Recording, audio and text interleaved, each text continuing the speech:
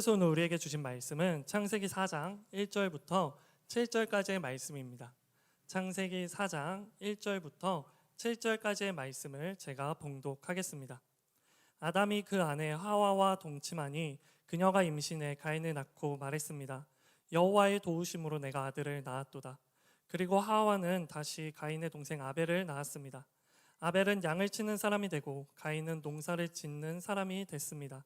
세월이 흐른 후 가인은 땅에서 난 것을 여호와께 제물을 가져오고 아벨은 자기 양떼의 첫 새끼들과 양떼의 기름을 제물로 가져왔습니다.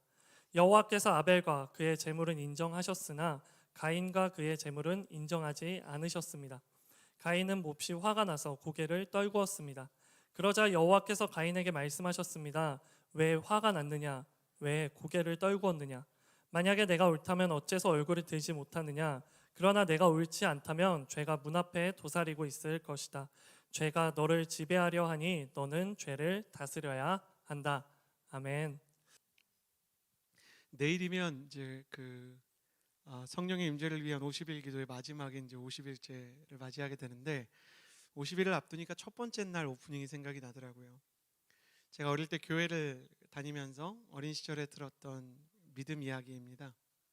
농촌에 비가 오지 않아서 하나님 비를 내려주십시오. 비를 내려주시지 않으면 우리 농부들이 너무 힘듭니다. 예수님을 믿는 사람들이 농촌 교회에 모여 기도하기 시작했습니다. 거대한 비를 기다리는 엘리야의 심정으로 기도를 하는데 작정한 기간이 다해가도 마른 하늘이 나아질 기미를 보이지 않는 것입니다. 근데 기도의 마지막 날 사력을 다하고 밖으로 나왔을 때 그들이 깜짝 놀랄 정도로 폭우에 가까운 비가 내리기 시작했고 모든 성도들이 환호성을 질렀다고 합니다. 그런데 그 어른들이 소리를 지르고 있는 사이로 어린아이 하나가 이렇게 어른들 틈바구니를 빠져나오더니 유유히 우산을 펼치고 가더라는 겁니다. 그 모습을 보는데 어른들의 마음 가운데 회개와 민망함이 있었다고 합니다. 왜냐하면 비를 내려달라고 몇십일 기도했지만 그 누구도 마른 하늘을 보며 우산을 가지고 오지 않았기 때문입니다. 여러분, 오늘 예배를 드리러 오면서 믿음과 기대의 우산이 있으신지 여쭙고 싶습니다. 하나님께서 정말로 내 인생과 우리 가정과 그리고 이 나라를 향한 하나님의 영적 단비를 내려주실 것이라는 믿음이 있는지, 나는 여러분에게 그 믿음의 우산, 그 성령님을 향한 기대의 우산이 있게 되기를 주님의 이름으로 축복합니다. 혹여 여러분이 오늘 빈손으로 오셨다면 주님께서 여러분의 마음 가운데 보이지 않는 영적 우산을 주셔서 엘리야가 보았던 것처럼 손바닥만한 구름에서 큰 비 내리는 소식을 듣게 되는 날까지 여러분의 믿음이 견고하고 여러분이 영적으로 강건한 하나님의 사람이 되기를 주님의 이름으로 축복합니다. 하나님께서 여러분에게 영적인 우산을 주시기를 원하시는 줄을 믿습니다. 우리 하나님은 연약한 인생 미생, 어린아이와 같은 믿음, 그 미생을 아름다운 인생 미생으로 변화시키시는 하나님이십니다. 5월 미생, The Beautiful Life를 나눌 때 하나님께서 저와 여러분의 가정, 우리 모두의 인생을 바꿔주실 것을 믿습니다. 오늘은 두 번째로 예배하는 가정에 대해서, 가정 예배에 대해서 좀 나누고 싶습니다. 멘토 토크쇼와 연애 특강이 있었지만 첫 번째 주에 자화상에 대해서 나눈 것처럼 또 더 나아가 예배하는 가정에 대한 소망을 나누고 싶은데요. 최초의 가정에 대한 이야기를 통해 이 이야기를 나누고자 합니다. 1절에서 3절 오늘 본문의 말씀을 같이 한번 읽어보았으면 좋겠습니다. 죄송합니다. 1절에서 2절 오늘 본문의 말씀을 함께 읽겠습니다. 시작. 아담이 그 아내 하와와 동침하니 그녀가 임신해 여호와의 도우심으로 힘으로 내가 아들을 얻었다. 그리고 하와는 다시 가인의 동생 아벨을 낳았습니다. 아벨은 양을 치는 사람이 되고 가인은 농사를 짓는 사람이 됐습니다. 아멘. 제가 결혼식이 주례를 이렇게 받게 되면 주례만 하는 게 아니라 이제 여러 가지 그 Q&A를 좀 하게 되는데 많이 하는 질문 중에 하나가 그 목사님이 식순을 짰는데 이거 괜찮은 건가요? 이런 거를 많이 물어보세요. 대략 보면 잘 짜왔어요. 근데 많이 불안해해서 왜 이렇게 불안해해요? 그러니까 목사님 죄송해요. 제가 결혼이 처음이라서 그래요. 대부분 결혼이 처음인 상태로 오기 때문에 식순도 처음, 드레스도 처음, 꽃 고르는 것도 처음, 모든 게 다 처음이에요. 결혼식은 장난입니다. 임신과 출산, 육아, 내 집 마련, 자녀와의 소통, 사춘기에 자녀를 만나는 것 모든 게 다 너무 생소하지 않겠습니까? 옆에서 보기는 많이 봤는데 막상 내가 그 일을 겪으니까 쉽지 않은 거죠. 우리가 초등학교 때 놀이터에서 아무리 고3 오빠를 보고 고3 언니를 봐도 그 무게를 알 수 없듯이 실제로 내가 처해보면 다른 겁니다. 근데 이거보다 훨씬 더 막막한 사람들 얘기를 하려고 합니다. 인류 최초의 아기가 누굽니까? 역사상 인류 최초, 세계 최초의 아기가 가인입니다. 가인. 아내가 처음 임신을 했을 때 아내가 예민하고 불안해해서 집에 갈 때마다 긴장하고 기도했던 기억이 납니다. 좀 부끄럽지만 대문에 손을 얹고 주님 오늘도 무사히 잠들게 해주세요. 이렇게 기도했던. 아내가 정서적으로 막 요동치는 게 너무 이상하게 생각이 됐거든요. 그래도 양가 어머님이 계시니까 제가 좀 궁금하면 물어볼 수 있잖아요. 왜 신게 먹고 싶다고 하는지, 이렇게 배가 불러오는데 잠잘 때 어떻게 하면 좀 도움이 되는지 물어볼 분이 계시잖아요. 어떤 집사님은 이렇게 얘기하셨어요. 하와는 좋겠다. 시어머니가 없어서. 이렇게 얘기하시더라고요. 일리가 있다고 생각하는데 잘 생각하셔야 돼요. 하와는 시어머니도 없었지만 친정엄마도 없었어요. 그러니 아이는 생기고 배는 불러오는데 이걸 누구한테 물어보기도 어렵고 주변에 아무도 없고 산후조리는 어떻게 해야 되는지, 출산 때는 무슨 일이 일어나는지 책도 없죠. 세계 최초의 아이가 가인이라면 인류 최초의 임신은 하와입니다. 모든 게 얼마나 불안했겠습니까? 거기다 아이를 잉태한 상태로 적대적인 환경과 싸워나가야 했어요. 더 이상 그들은 에덴에서처럼 평안하게 유유자적하게 살 수가 없었습니다. 태교가 되었을 리가 없죠. 결정적으로 하와에게 닥친 해산의 고통, 뭐 상상이나 했겠습니까? 저는 유튜브나 미디어를 통해서 마음의 준비를 하고 그 어떤 그 놀랄만한 장면을 봤는데도 실제로 제 아내가 아이를 낳을 때는 어떻게 해야 되는지, 정말 어떻게 해야 되는지 하나도 몰랐습니다. 알아도 그 고통이 상상을 초월하는데 역사상 최초의 해산에 그 고통을 겪으니 의사도 없고 가족도 없고 선배도 없으니까 하와가 얼마나 두려웠겠어요. 아담은 아마 그날 자기 아내가 죽는 줄 알았을 것입니다. 그 불안과 긴장을 거쳐서 아이를 낳았습니다.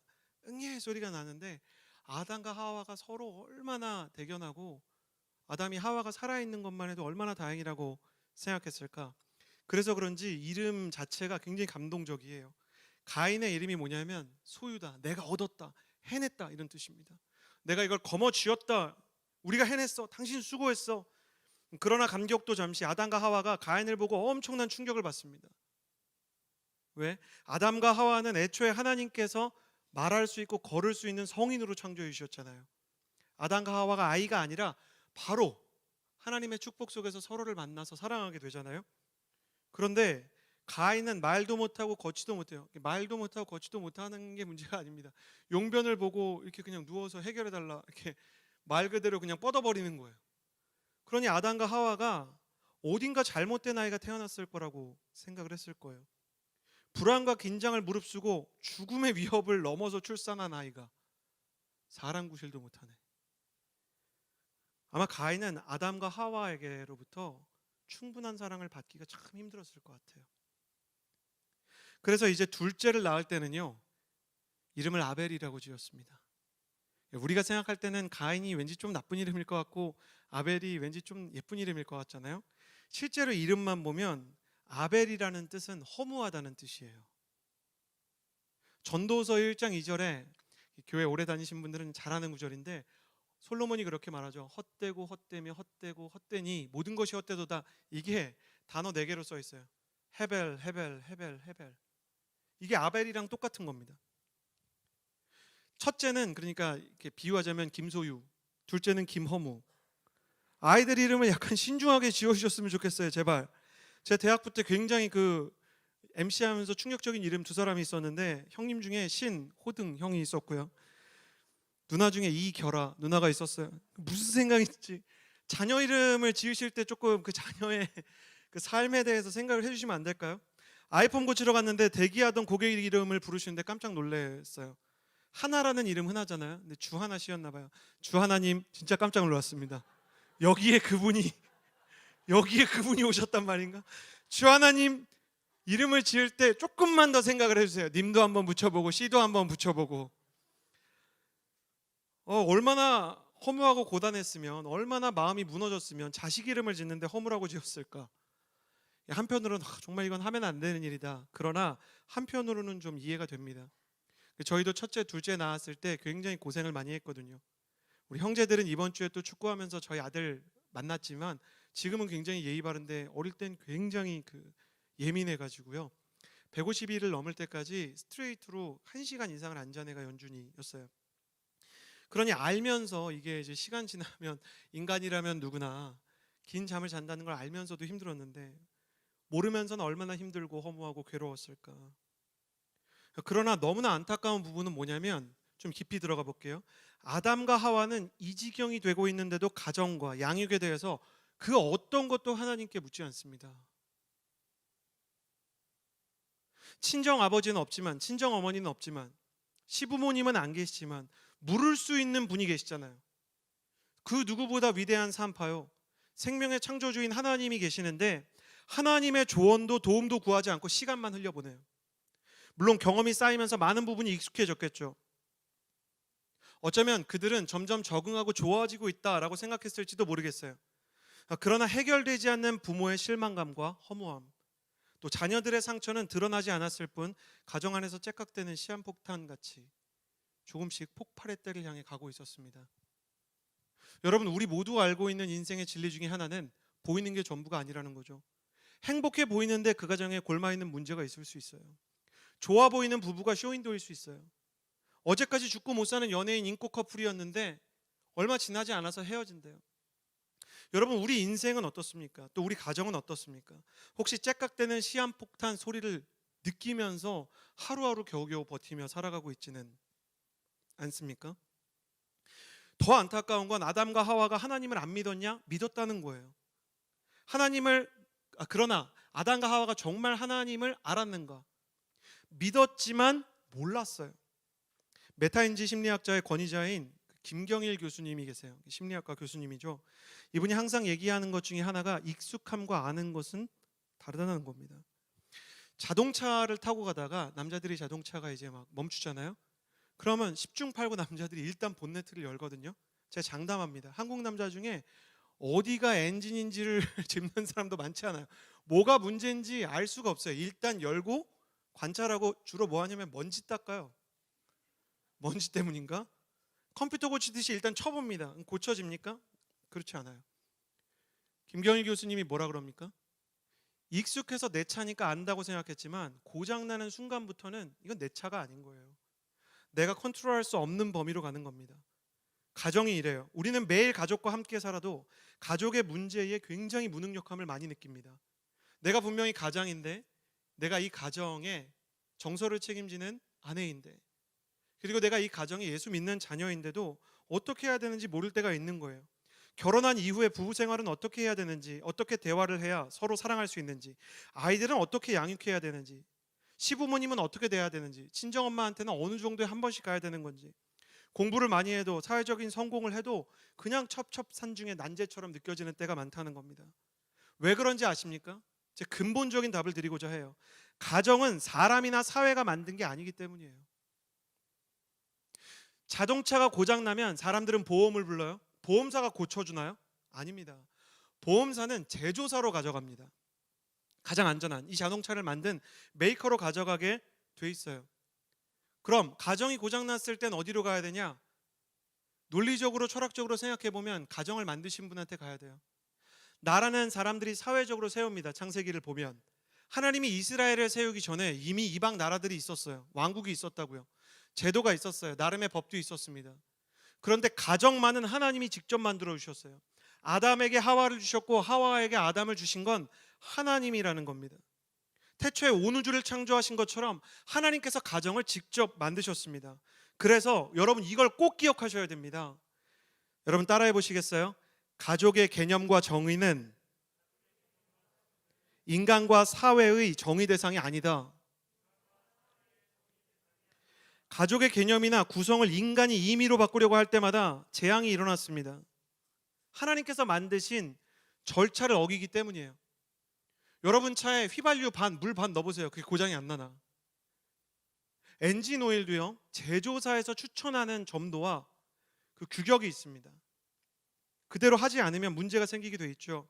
그렇기 때문에 가정에 문제가 생길 때, 또 가정을 건강하게 관리하기 위해서는 하나님의 말씀이라는 매뉴얼을 통해 결혼과 가정, 부부와 자녀에 대해서 배워야 한다는 것입니다. 몇 가지 원칙을 여러분에게 말씀드리고 싶어요. 성경이 매우 명확하게 얘기하고 있는 가정의 세 가지 원칙. 성경적 가정 첫 번째, 여러분 따라해 주시겠어요? 한 남자와 한 여자가 결혼하는 것이다. 여러분, 한 남자와 다른 남자 아닙니다. 한 여자와 다른 여자 아니에요. 한 남자와 여러 여자 아닙니다. 한 여자와 여러 남자도 아니에요.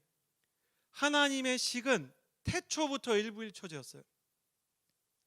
아담에게 하와 여러 명 만나게 하신 것도 아니고, 하와에게 아담 말고 존, 피터 이런 사람을 따로 주신 게 아닙니다. 사랑은 항상 집중력이라는 것을 보여주고 싶어 하세요. 하나님은 솔로몬에게 1000명의 침실 파트너가 있었지만 솔로몬이 실제로 사랑한 사람은 없죠. 사랑이 집중력이기 때문이에요. 그래서 사랑을 할 때 항상 우선순위에 둬야 되는 건 집중력, 결혼을 생각할 땐 항상 중요한 게 거룩입니다. 결혼을 앞둔 이제 막 결혼할 분들, 또 결혼을 하신 청년분들에게도, 또 성인 성도님들에게도 꼭 말씀드리고 싶어요. 혼전 순결 중요하지만 혼후 순결이 훨씬 중요합니다. 하나님께서 내게 주신 파트너를 결혼 후에 지켜나가고 그 관계를 하나님 안에서 거룩하게 만들어가는 것이 얼마나 중요한가요? 제 기도 제목이 있습니다. 이 기도 제목을 들으면 사람들이 많이 싫어할 것 같은데, 저는 서울에 있는 저 유흥업소들이 다 문 닫는 날이 오기를 바래요. 가족 안에서 만족하고 가족이 너무 행복해서 저기 굳이 안 가게 됐으면 좋겠어요. 강남역 상가에 공실 많아지길 바랍니다. 밤마다 불야성처럼 빛나는 곳들이 기도의 처소가 되기를 바라는 기도 제목이 있어요. 그게 가능합니까? 가능해서 기도합니까? 하나님이 원하시기 때문에 하는 거지. 여러분도 가끔 서울을 위해서 기도할 때 잘못된 문화들이 무너지게 해달라고 기도하셔야 돼요. 이 문화가 계속해서 가면 소돔과 고모라가 될 것입니다. 이 문화가 계속해서 가면 모든 것이 다 무너지게 되어 있기 때문이에요. 두 번째, 성경적인 가정은, 여러분 따라해 주시겠어요? 자녀들은 부모의 사랑으로 양육되어야 합니다. 부부는 독점적인 사랑을 전제로 집중력 있게 사랑해야 하고, 자녀들은 부모의 사랑으로 양육되어야 합니다. 성경은 모든 종류의 아동 학대에 명확히 반대합니다. 내 자녀를 노엽게 하지 말라. 원어로는 내 자녀를 학대하지 말라. 말과 물질과 그리고 물리력을 동원해서 자녀를 옥죄고 힘들게 하고 괴롭게 하는 것을 하지 말라는 것이죠. 이 시대에 일어나고 있는 수많은 아동 학대 문제에 크리스천들은 반드시 관심을 가지고 반드시 목소리를 내야 합니다. Stop violence.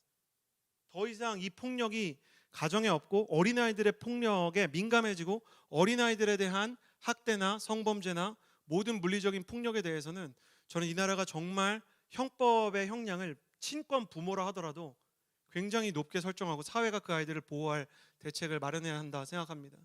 이것에 대해 비전을 가지고 있는 사람들, 기도하면서 열심히 공부해 주시고요. 이 부분에 헌신하지 않을지라도 어린아이의 문제에 대해서는 확실히 목소리를 내는 크리스천이 되시기를 주님의 이름으로 축복합니다. 성경적인 가정 세 번째, 자녀가 결혼을 할 때는 부모는 자녀를 분리시켜야 합니다. 이게 크리스천 가정에서도 잘 일어나지 않아요. 아무리 중직자라 하더라도 내 신앙의 연한이 많아도 아들과 며느리를, 딸과 사위를 막 조종하려고 하면 안 됩니다. 그들을 사슬로 매면 안 되는 것이죠. 자녀는 소유물이 아닙니다. 자녀는 우리가 하나님으로부터 위탁을 받은 것이죠. 어려울 수 있고 아쉬울 수 있지만 요게벳의 노래에 나오는 것처럼 내 자녀의 참 아버지는 하나님이시라는 것을 인정해야 합니다. 저는 청년 여러분을 축복합니다. 저는 여러분이 결혼을 준비하고 결혼을 하게 되는 이 청년의 시기에 정서적으로 부모님으로부터 독립할 수 있게 되기를 주님의 이름으로 축복합니다. 남자친구 어떤지 너무 이렇게 엄마한테 가서 물어보지 마시고, 여자친구 어떤지 너무 엄마한테 가서 물어보지 마시고, 형제 여러분 정말 그러지 마세요. 내 여자친구가 이런 일을 했는데 엄마는 어떻게 생각해? 주여, 주여. 당신이 그 문제를 가지고 기도해야 되는 분은 하나님이라는 정말 말씀을 드리고 싶습니다. 부모님은 면접관이 아니라 중보자시고요. 그리고 여러분이 선택을 할 때 부모님의 조언을 참고로 하되, 부모님을 공경하되, 부모님의 가슴에 대못을 박지는 말되, 정말 내가 사랑하는 사람에 대한 주관과 믿음을 가지고 나아갈 수 있는 성숙한 영적, 정서적 독립을 해야 한다는 것입니다. 자, 룰 3개가 있죠. 이런 룰이 있다는 것이 불편하다는 분들이 계시더라고요. 저한테 메일을 보내주시는 분들이 있는데, 하나님이 가정에 대해서, 사랑에 대해서 너무 협소하게 룰을 주시는 거 아닙니까? 그렇지 않습니다. 수요일 날, 지난 수요일 날 저랑 형제들이 이렇게 모였습니다. 여러분, 자매 여러분 걱정하지 마세요. 축구는 합법입니다. 현재 축구는 합법이라서 이렇게 저희가 그 법의 테두리 안에서 마스크 쓰고 헉헉대면서 축구를 했습니다. 저희 아들도 교회에 이런 형제 모임이 있다는 걸 알려주고 싶어서 같이 데려갔더니 감상이 어떠냐고 물어봤더니 삼촌들이 힘들어 죽을 것 같아 이러더라고요. 나이들이 많이 들어서 예전 같지가 않았던 거예요. 그러다 보니 의도치 않게 이렇게 태클이 깊게 들어가거나 몸이 부딪히는 경우들이 생겼습니다. 한 형제가 왔는데 이렇게 체중이 상당히 이렇게 많이 나가는 거예요. 그래서 이 형제는 뭐 축구를 잘하진 않겠네. 정말 깜짝 놀랐습니다. 정말 거군데 스피드가 너무너무 빠른 거예요. 대체 넌 어떻게 이렇게 빠르냐? 알고 봤더니 전직 육상 선수예요. 육상 선수라다가 근데 이렇게 체중이 불었냐? 그랬더니 투포환을 시키더래요. 제가 겁도 없이 그 형제랑 부딪혔다가 정말 이 자리에 못 쓸 뻔했습니다.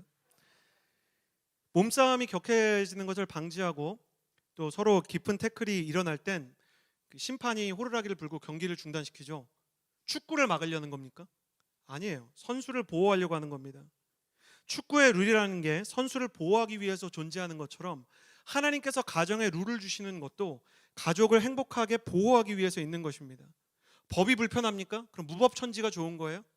아니듯이 하나님께서 우리 가정에 법을 성경 안에서 발견하게 하시는 것은 주님이 누구보다 우리의 가정을 위하시고 사랑하시는 분이시기 때문입니다. 그래서 여러분을 축복합니다. 그것이 좀 어렵게 느껴지더라도 성경이 이야기하는 가정의 법이 여러분의 인생에, 여러분의 부부에, 여러분의 가정에 현실되기를 주님의 이름으로 축복합니다. 그러나 아담과 하와는 이 법을 무시해요. 이야기를 나누지 않아요. 가정의 문제를 주님과 상의해야 되는데 그러지 않아서 모든 게 다 인류 최초인 아담과 하와는 끔찍한 사건들을 맞이하게 되는 것입니다. 사랑하는 여러분, 축복합니다. 아직 미혼일 때 청년의 시기부터 주님과 가정의 문제를 상의하는 가정의 중보기도자 되기를 주님의 이름으로 축복합니다. 가정에 정말 하나님을 향한 기도를 올려드리는 하나님의 사람 되기를 주님의 이름으로 축복합니다. 그런데 그들이 하나님께 묻지 않은 결과 이 신앙을 그대로 물려받는 아이들이 생기게 됩니다. 우리 3절에서 5절 말씀 같이 한번 읽어보았으면 좋겠습니다. 3절에서 5절 함께 읽겠습니다. 시작. 세월이 흐른 후 가인은 땅에서 난 것을 여호와께 제물로 가져오고 아벨은 자기 양떼의 첫 새끼들과 양떼의 기름을 제물로 가져왔습니다. 여호와께서 아벨과 그의 제물은 인정하셨으나 가인과 그의 제물은 인정하지 않으셨습니다. 가인은 몹시 화가 나서 고개를 떨구었습니다. 첫 번째 메시지가 모든 게 다 세계 최초였다면 두 번째 메시지는 이것입니다. 저를 따라해 주시겠어요? 종교는 있지만 신앙은 없었던 가정. 종교는 있는데 신앙은 없어요. 아담이 하나님을 믿었지만 하나님을 알지 못해요. 하나님이 익숙하지만 결정적인 순간 본네트를 열고 먼지나 닦는 어리석은 운전자처럼 그들은 가정의 문제에 대해서 너무나 무력했죠. 표면적으로 보면 가인은 농부가 되었고 아벨은 목자가 되었습니다. 각자의 길을 따라간 것처럼 보였고 자기의 은사를 펼치면서 사는 평온하고 조용한 가정처럼 보였습니다. 그런데 아까 째깍대던 그 폭탄이 여기서 터집니다. 살인사건이 터져버리는 거예요. 겉으로는 문제가 없었지만 내적으로는 골마 있었던 것이죠. 왜 그런가? 영적으로 뒤틀려 있었기 때문입니다. 가인과 아벨 두 형제가 하나님께 예배를 드렸는데 하나님께서 동생의 예배만 받아주셨습니다. 당연히 형 가인은 심한 거절감을 느끼기 시작했죠. 제가 연준이한테 연준아 물 떠다 줘. 그럼 이상하게 연희도 같이 물을 떠옵니다. 저는 아들한테만 시켰는데 그때는요 제가 알았어요. 지혜는 두 컵 다 받아야 됩니다. 제가 처음에는 어리석어서 연준이의 재물만 받았다가 연희에게 굉장히 상처를 준 일이 있었어요. 자기도 아빠 생각한다 이거죠. 근데 저는 정말 억울한데 오빠한테 시켰잖니 이렇게 얘기하고 싶은데 그러면 이제 질문이 이어지죠. 어린데도 왜 오빠만 시켜? 나도 아빠 생각하는데 이렇게 가기 시작하는 거예요. 가인은 심한 거절감을 느꼈습니다. 가인은 뭐가 잘못됐는지가 궁금했을 것입니다. 그렇지만 자신이 뭘 잘못했는지 뭐가 문제인지 하나님에게 그것을 물어보는 대신 자신의 상처를 묵상하고 그 상처를 계속해서 내면화시키다가 자기 연민, 내가 너무 불쌍하게 느껴지고 더 나아가 분노하기 시작했습니다. 5절 말씀에 보면 가인이 심히 분하였다 이렇게 기록되어 있는데 원어로는 불길 같은 분노가 치밀어 올랐다 그런 뜻입니다. 표면적으로는 가인이 이 사건 때문에 화를 낸 것처럼 보이지만 제사 사건은 사실 트리거, 방아쇠일 뿐 실제로는 아담에게 물려받은 왜곡된 하나님의 이미지가 이 사건의 기름이 되었습니다. 아담과 하와가 에덴에서 쫓겨나면서 하나님을 노골적으로 공격하진 않았지만 선악과를 손에 넣었던 그날 아담은 하나님에게 이렇게 말했잖아요. 하나님께서 함께하라고 제게 주신 이 여자가, 여러분 가정에서 절대 하면 안 되는 어휘 중에 하나가 이 여자가 뭐 이런 겁니다. 이 남자가 뭐 이런 겁니다. 제3자한테 그러니까 내가 잘못한 게 아니라 이 여자가 이러고 있는 겁니다. 심지어 하나님께서 나한테 주신 거 아닙니까? 제가 언제 여자 달라고 했습니까? 하나님이 시작한 문제입니다. 좋을 땐 되게 좋았을 거면서. 아담의 영혼 깊숙한 곳에 하나님에 대한 원망이 있었죠. 근데 여기서부터 아담의 기도는 닫혀요. 에덴 동산에서 쫓겨난 이후 아담은 출산을 겪을 때나 심지어 가인이 죽었을 때도 하나님에게 어떤 말도 하지 않습니다. 하나님을 원망하지도 않고 하나님께 감사하지도 않아요. 아담과 하와의 가정에 종교는 있었지만 신앙은 없었던 겁니다. 제가 모태신앙인 청년들에게 뭐가 제일 상처가 돼서 교회를 떠났냐 하면 10명 중에 2-3명이 뭐라 그러냐면 저희 아버지는 교회 중직자라는 거예요.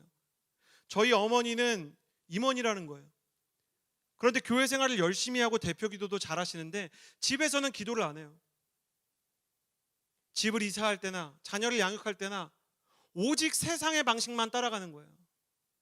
목사님, 저희 부모님은 예수님을 믿는 걸까요? 안 믿는 걸까요?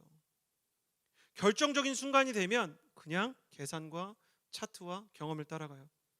마치 이런 것이죠. 자기 자동차가 고장났는데 세상 따라간다는 건 옆에 있는 내 친한 10년지기 무사고 운전자를 부르는 거예요. 그도 모르고 나도 모르는데 본네트 열고 먼지나 닦으면서 어떻게 하면 이 차가 갈지 아무리 얘기해봐야 에어컨이 고장난 차에서 한여름에 차가 서 있으면 제일 괴로운 건 아이들이에요. 그러니 그 차 안에 있는 아이들처럼 자란 모태신앙 청년들이 교회를 떠나고 있는 게 자명하죠. 신앙을 봤다면 그렇지 않았을 텐데 신앙을 보지 못해서 부모님의 신앙에서 정말 신앙이 있는 걸까 고민이 되기 시작한 겁니다. 뒤틀린 신앙 때문에 가정이 뒤틀리기 시작했습니다. 이 부모의 이야기, 아담과 하와의 이야기를 들으면서 가인은 하나님을 우리를 에덴에서 쫓아낸 절대자, 그냥 그렇게 느끼기 시작했습니다. 아버지는 기도를 하지 않아요. 어머니는 예배를 하지 않아요. 불타오르는 분노를 가지고 자신의 예배를 받아주지 않은 하나님께 서운하면서도 성경이 뭐라고 얘기하냐면 전 이 구절이 너무 슬프게 생각이 돼요. 가인은 몹시 화가 나서, 여기까지는 이해가 돼요? 뭐라고 써있는지 아세요? 고개를 떨구었습니다. 불같이 화가 났는데 하나님이 우리 아버지를 에덴 동산에서 쫓아내실 정도로 폭군 같은 분이니까 내가 덤빌 순 없다. 그러나 마음속으로 이 분노를 지우지도 않았던 거죠. 러셀 윌리엄슨 관계의 가면에 이런 말이 나와요. 공격자 유형들, 가인 같은 사람이죠. 자기 방어의 갑옷을 벗기 힘든 이유가 무엇일까? 가령 회피, 아니면 어떤 다른 자신의 인생 가운데 있는 외면, 혹은 이제 억압, 분노, 공격, 이런 걸 왜 고치지 못할까? 그들의 가장 큰 문제가 분노가 아니라 두려움이기 때문이다. 가인이 그렇죠. 하나님이 두려우니까 분노를 계속 안고 있는 거예요. 많은 공격자 유형은 나약하게 보이는 것에 대해 매우 두려워한다. 하나님에게 약한 모습으로 나아가서 하나님 저한테 왜 그러세요? 이 말을 못하는 거예요. 겉으로는 무뚝뚝하고 사무적으로 보이려는 것은 바로 이런 이유 때문이다. 겉으로는 사무적이고 권위적인데 마음은 나약하죠. 그들이 생각할 때 약한 모습을 보이는 것은 바보가 되거나 불쌍하고 한심한 사람이 되는 것과 같다. 공격자 유형은 자신을 나약하게 생각하는 사람을 미워하고 그들을 몹시 경멸한다. 뭐 이런 거죠. 언니 요즘 많이 힘들어 보여요. 기도 제목 좀 알려주세요. 그럼 그냥 얘기하면 되는데 네가 나를 중보해? 난 순장이고 넌 순원인데? 언니는 괜찮아. 성령 충만하단다. 50일 어퍼룸 기도회, 언니가 바로 그 개근자 중에 한 사람이야. 넌 기도 생활 잘하고 있니? 언니 아니요. 그럼 어퍼룸에 한번 나와보지 않으련? 언니 매일 큐티 한단다. 뭐 이렇게 얘기하기 시작하는 거죠. 그들을 오히려 공격하는 거예요. 그리고 자신 안에 있는 나약함을 증오하고 두려워해요. 난 왜 이렇게 한심할까? 한심한 나 자신에 대한 분노가 가득한 거죠. 왜냐하면 그들 깊은 내면에 그것이 있다는 것을 사실은 알고 있기 때문이다. 겁에 질린 강아지가 더 크게 짖는 것처럼 나약하게 보일까 봐 두려워하는 것도 표현하지 못하고 버림받을지 모른다는 두려움만 가지고 있다. 하나님한테 덤볐다가 우리 아버지처럼 혼나면 어떡해? 난 어떡하란 말이야. 가인에게는 두려움이 있는 거예요. 자신이 약해 보이지 않을까 두려웠고, 자신이 무가치해 보이지 않을까 두려웠습니다. 난 사랑받지 못하지 않을까, 거절감이 날 찾아오면 난 어떻게 해야 되지? 가인에게도 종교는 있었지만 신앙은 없었어요. 그의 아버지와 같은 길을 걸어가는 것이죠. 그는 나약하게 자신의 마음을 솔직하게 고백하고 직면하느니 차라리 폭력을 휘두르기로 작정했던 것입니다. 가인이 해야 되는 일은 그게 아니었어요. 그냥 이렇게 물어봤으면 됩니다. 하나님, 왜 저의 예배는 받지 않으셨습니까? 여전히 미스테리예요. 물론 성경이 아벨은 첫 새끼와 뭔가 구별된 거를 드린 것 같다라고 기록되어 있기 때문에 많은 예배학자들과 우리 목회자들이 아벨은 뭔가 좀 준비가 있었던 것 같다 이렇게 생각하지만 약간 추정일 수밖에 없습니다. 하나님이 뭐라고 말씀 안 하셨기 때문에. 가인이 묻지 않아서 우리까지 헷갈리게 되는 상황이 될 수밖에 없는 거죠. 그러나 하나님은 왜 대답하지 않으시는가? 메시지 자체가 왜 받았냐 왜 안 받았냐 이게 아니라 그 헷갈리는 모습 자체에 혼란이 메시지이기 때문이에요.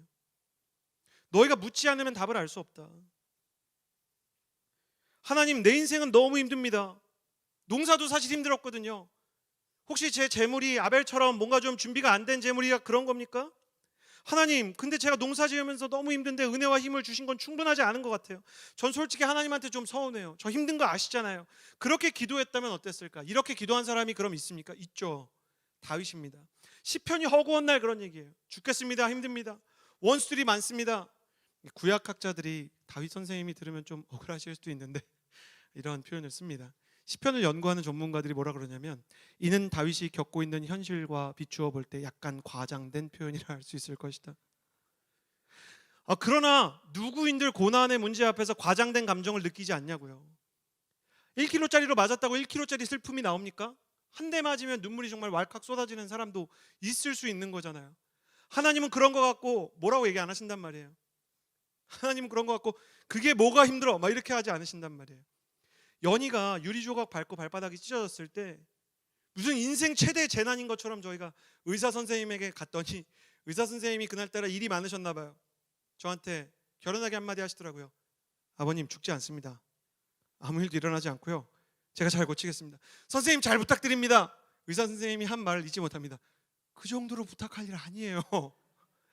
의사 선생님은 그럴 수 있죠. 근데 저한테는 가장 큰 문제죠. 왜? 제가 사랑하기 때문입니다. 하나님께서 가인을 사랑하셨죠. 다윗도 사랑하셨죠.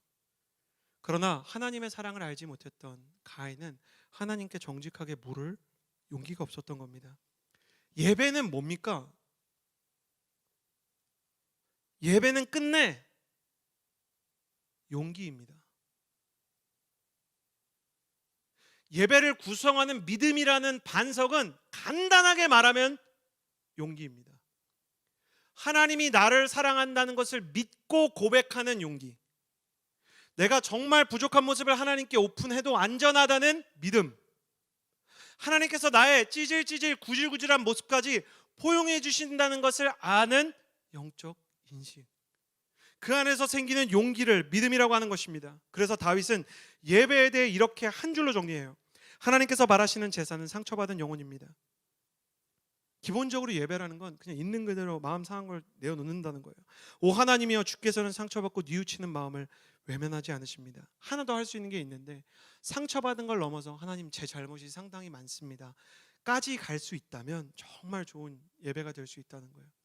한쪽에는 정말 하나님을 향한 서운함과 인생의 괴로움이, 다른 한쪽에는 하나님을 외면했던 내 자신에 대한 죄송함이. 가인이 만약 하나님 정말 너무 서운합니다 하고 사실 저도 하나님한테 잘못한 게 있겠죠, 다 알지 못하지만 죄송합니다 라고 했다면 하나님이 그를 받아주지 않으셨을까? 원망도 주님께 직접 하면 기도가 될 수 있어요. 그러나 분노와 원망을 계속 마음속에 가지고 있으면 연약한 풍선에 바람을 계속 부는 거랑 똑같은 거예요. 결국에는 터지는 날이 옵니다.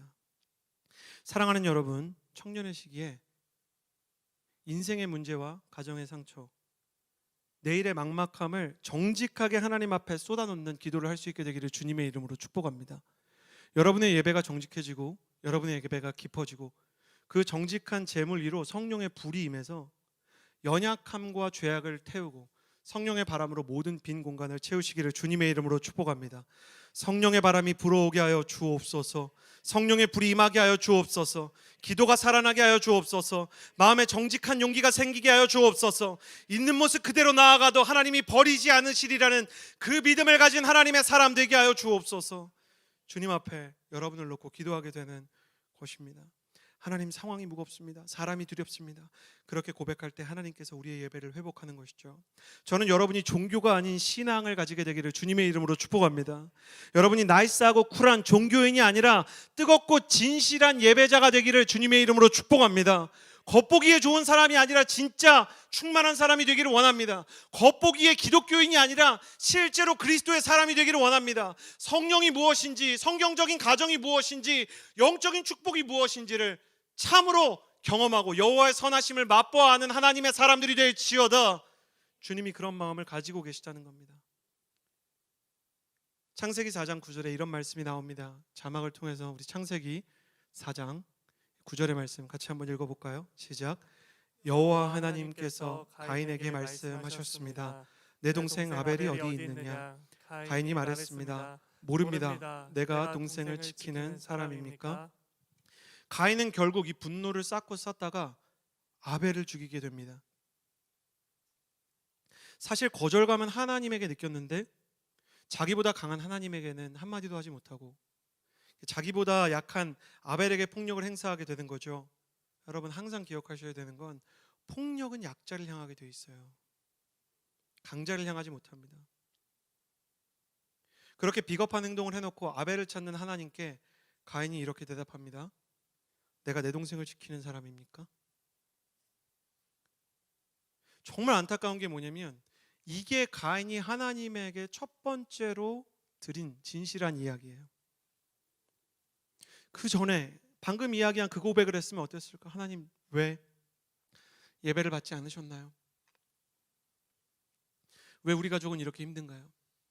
하나님을 믿는데도 왜 우리 아버지 어머니는 저렇게 불행한 것처럼 보일까요?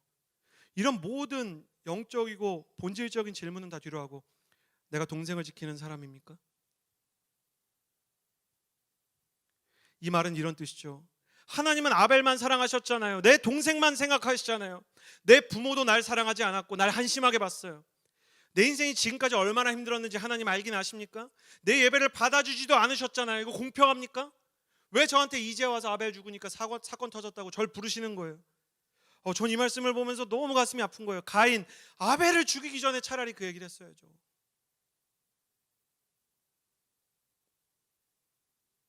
어쩌면 너무나 불쌍하게 치료의 대상이 될 수도 있었던 사람들이 연쇄살인마가 되고 나서야 내 인생이 힘들었다는 얘기를 늘어놓기 시작해요. 그러나 저는 범죄자들에게 서사를 부여하는 사회는 정상적인 사회라고 생각하지 않아요. 우리가 왜 그들의 사연을 알아야 됩니까? 가인이 동생을 죽이기 전에 말했어야죠. 당신의 영혼이 고장나기 전에, 무너지기 전에 했어야 하는 말을 왜 지금 하나요? 어렸을 때 피해자로 자라서는 가해자가 되는 사람이 얼마나 많습니까? 아픔을 방치하면 병을 키우는 것과 같다 하죠. 약으로 고칠 수 있는 걸 수술로 고쳐야 되는 그 지경까지 왜 가냐는 거예요. 더 어이없는 부분은 아벨이 죽은 이후에도 부모인 아담과 하와는 아무 말도 좋지도 하지 않아요. 가인이 아마 무서웠는지, 살인도 인류 최초잖아요. 저게 날 죽이는 거 아닌가? 뭐 이런 생각이었는지, 아벨에 대해서도 가인에 대해서도 역시 아무 말도 하지 않는 비겁한 아담과 하와. 아버지 아담이 차라리 가인을 데려가서 산책이라도 한번 하면서 왜 그랬냐, 난 너도 사랑하고 네 동생도 그리운데 나더러 어쩌라는 거냐, 가인에게라도 말을 하지.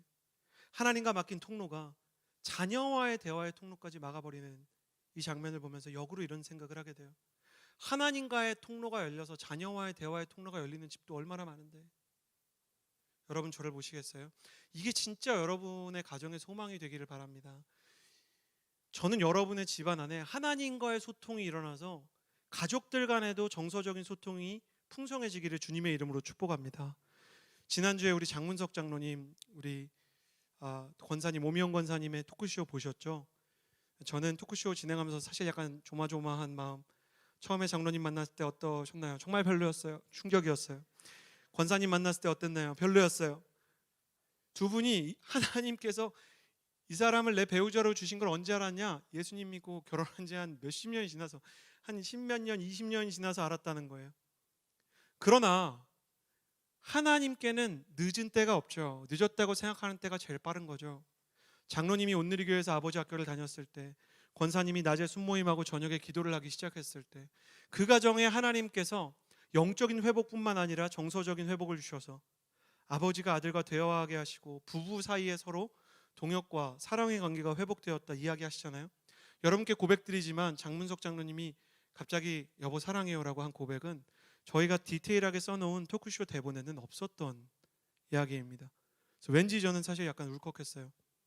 장로님이 그런 얘기하기 위해서 정말 얼마나 고민을 많이 하셨을까, 혹은 순간적으로 얼마나 마음이 벅차올랐을까.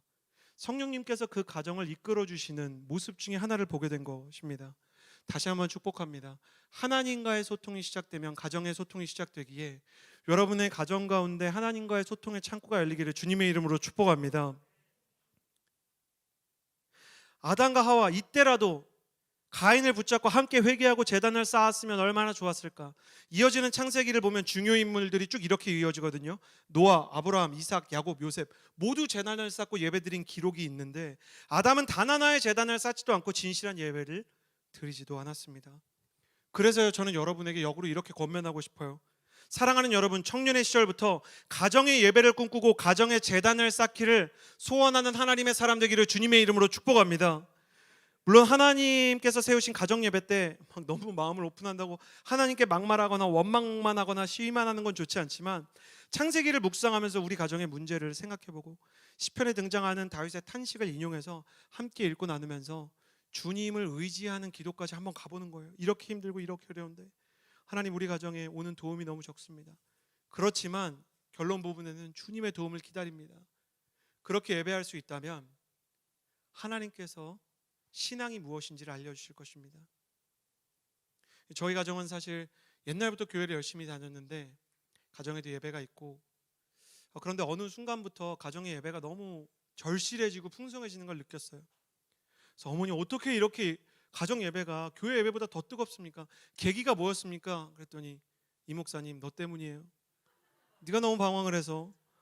이 어미가 목숨을 걸고 기도하면서 하나님 우리 아들 사람만 만들어 달라고 기도한 결과 이경지에 우리 가정 예배가 오르게 되었답니다. 목사님께 진심으로 감사드려요. 그래요. 제가 정말로 죄송한 마음이었어요. 노아가 방주 밖으로 나왔을 때 폐허가 된 세상이었겠죠. 살아있는 건 하나도 없고 모든 게 다 풍비박산이 났고, 노아가 나와서 처음 한 일이 제단을 쌓는 거거든요. 아마 저희 어머니가 폐허 같은 저를 보면서 예배를 드렸던 게 아닌가. 가정에 보통 때도 예배가 있죠. 그런데 내 자녀가 신앙의 자리를 이탈하면, 가정에 경제적인 문제가 있으면, 관계적인 문제가 있으면, 질병의 문제가 있으면 큰일을 겪으면서 그 가정의 예배가 얼마나 더 깊어질 수 있는지.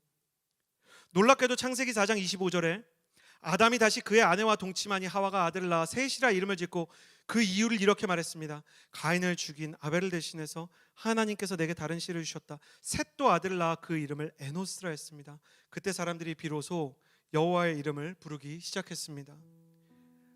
아마도 가인이 죽고 나서 아담과 하와는 하나님 앞에 섰던 것 같아요. 고백을 하잖아요. 하나님께서 이 일을 하셨다. 그래서 두 사람 사이에 세 번째 아이가 태어났고 그 아이가 셋이었고, 셋이 또 결혼을 해서 에노스라는 아이를 낳았는데, 이 에노스라는 뜻이 성경에서 굉장히 중요해요. 연약함이라는 뜻인데 그냥 연약함이 아니라 하나님 앞에서 인간은 참 연약하다라는 뜻이에요. 비로소 주님 앞에 연약함을 들고 나가는 예배가 가정에서 회복되었던 것입니다. 모세도 없어요. 율법도 없어요. 유대교도 없어요. 제사장도 없어요. 하나님은 상당히 오랜 기간 동안 창세기에 하나님의 사람들을 통해서 가정에만 예배가 있게 하셨어요. 원래 진짜 교회는 가정에 있는 거예요. 아버지는 그 가정의 제사장이 되고 어머니는 그 가정의 에젤, 돕는 자. 이거는 이인자라는 뜻이 아닙니다. 하나님이 우리를 돕는다 할 때 그 조력자라는 뜻이에요. 하나님의 통로가 되는 그 그림을 하나님이 그리신 거예요. 우리가 보통 때도 예배를 드리지만 아까 얘기한 것처럼 에노스의 순간이 올 때, 폐허 같을 때, 연약할 때, 자녀가 속을 썩일 때 그 예배가 정말로 간절하고 진실한 예배가 될 수 있지 않습니까? 저는 여러분의 가정에 에노스의 고백, 에노스의 예배가 있게 되기를 주님의 이름으로 축복합니다. 하나님, 우리 아버지와 우리 어머니는 예수님을 믿지 않습니다. 하나님 아버지, 우리 아버지에게 병이 있습니다. 육신이 연약해지셨습니다. 하나님, 우리 부모님 사업에 어려움이 불러 닥쳤습니다. 어머니가 정서적으로 너무 힘듭니다. 주님이 에노스의 한계 속에서 주님 우리 가정에 임하여 주옵소서. 그 일을 바로 여러분이 해야 합니다. 왜? 아담과 하와가 한 게 아니라 에노스의 세대에서 회복됐기 때문에 어렵고 힘들지만 아벨은 온전한 예배를 드렸던 것처럼 비록 우리 부모님에게 받은 게 충분치 않다 해도 내 세대로부터 위로 끌어올리겠다 계획한 게 아닌데, 오늘 부임하신 멘토님들도 우리가 믿음의 1세대 친구의 아들의 친구를 통해서 이제 그 구원을 받게 된 것처럼 정말 양가 부모님에게 축복의 통로가 되기 원한다라는 마음이 있으시잖아요. 그 마음을 가진 우리 멘토님들도 똑같이 청년의 심정인 것이죠. 여러분, 밀어 올리는 세대가 돼야 됩니다. 흐르는 강을 거꾸로 역행시킬 수 있는 하나님의 사람이 돼야 됩니다. 주님, 나를 통해서 우리 아버지를 살려주십시오. 나를 통해서 우리 어머니를 살려주십시오. 여러분을 통해 가정이 살아있는 믿음의 예배를 시작하고 그 예배를 통해 가정에 온전한 구원의 역사가 임하게 되기를 주님의 이름으로 축복합니다. 이르되 주 예수를 믿으라, 그리하면 너와 내 집이 구원을 얻으리라. 할렐루야. 여러분이 그 씨앗이 되고 그 기둥이 되고 여러분이 그 하나님의 사람이 될 것을 위해서 기도하게 되는 것입니다. 하나님께서는 왜 올해 온누리교회 전체의 5월을 내내 가정 이야기를 하시는가? 어떤 청년이 너무 부담스럽다는 거예요. 힘들다는 거예요. 그러나 저는 거꾸로 이렇게 생각해요. 하나님이 집중적으로 이 기간에 우리에게 말씀하시는 거예요. 지금이야 내 아들아, 지금이다 내 딸아, 너의 가정을 위해서 지금부터 예배를 시작해야 돼. 지금부터 기도를 시작해야 돼. 지금부터 너의 가정에서 홀로 찬양하기 시작해야 돼. 넌 다음이 있다고 생각하겠지. 내일 하면 된다고 생각하겠지. 물론 거기도 나의 손은 있을 거야. 그렇지만 병을 키우지 말고 지금 기도하고 예배해야 돼. 지금 너희 가정이 돌아오기 위해서 네가 시작해야 돼. 외치고 계시는 거예요. 2021년 당신을 통해 가정의 예배가 세워지기를 다시 한번 주님의 이름으로 축복합니다. 당신이 가정의 제사장이고 당신이 하늘과 땅의 달이고 당신을 통해 하나님의 축복의 통로가 열릴 것을 믿기 때문입니다. 우리 가정의 룰은 성경에 기초하겠습니다. 우리 가정의 주인은 하나님이십니다. 소극적으로 홀로 앉아서 정말 외롭고 쓸쓸하게 기도해도 돼요. 홀로 기도해 보세요. 외로울 것입니다. 무릎 꿇고 기도해 보세요. 가정을 위해서. 가정 예배인데 혼자밖에 없어요. 그래도 하나님은 그 눈물과 그 무릎 꿇음을 기억하실 거예요. 여러분의 가정 가운데 하나님이 행하실 놀라운 일을 기대합니다. 우리 그렇게 기도했으면 좋겠어요. 다 눈을 감아 볼까요? 그리고 우리 가정을 한번 생각해 보십시오. 여러분 상상할 수 있죠? 여러분의 거실을 생각할 수 있죠? 혹은 여러분 가족이 살고 있는 방을 상상할 수 있죠? 그게 지금 잠깐 떨어져 나와 있는 거실이라도, 아니 여러분의 자취방은 생각하지 맙시다. 고향집을 생각해 주세요. 여러분의 부모님의 집, 그곳에 예배가 세워지는 것을 여러분의 마음속에 상상하십시오. 그 상상이 하나님의 언약이 될 때까지, 비전이 될 때까지 상상하십시오. 하나님, 우리 가정에 예배를 세워주십시오. 부모님은 어쩌면 이렇게 얘기할 수도 있어요. 야, 우리 집 가정에 예배 드리잖아. 그런 예배가 아니라 진짜 예배, 진짜 하나님을 향한 눈물과 감격이 있는 예배. 하나님, 우리 가정 가운데 예배의 부흥을 허락하여 주시고 나로부터 시작하게 하여 주옵소서. 우리 가정을 하나님께 봉헌하며 우리 주여 한번 부르짖고 기도합시다.